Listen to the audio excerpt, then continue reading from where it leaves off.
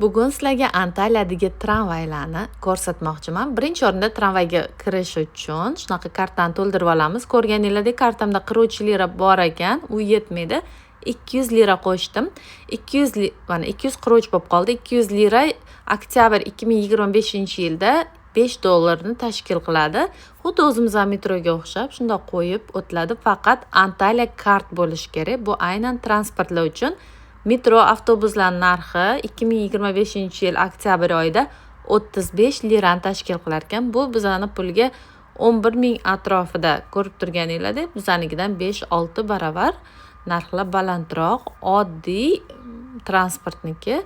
Mana yo'lning o'rtasida joylashgan tramvay. Tramvay tashqi ko'rinishi. Hozir kiramiz. Odam kam bo'lsa olaman. Odam ko'p ekan, ichini ololmadim. Yangi, toza, ozoda tramvaylar. Mana shaharni tomosha qilib ketamiz. Tramvay qulay tomoni hech qanaqa probkani tramvayga ta'siri yo'q. O'zini alohida yo'li bor.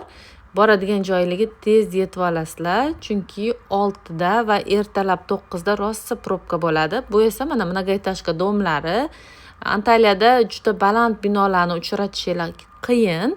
Hamma binolar o'rtacha balandlikda. Bu menimcha shu suvga yaqin joylashganligi uchun bo'lsa kerak. Mana belgilangan manzilga yetib keldik. Bizga kelgan торговый sentr bizning oteldan 4 ostanovka uzoqlikda joylashgan.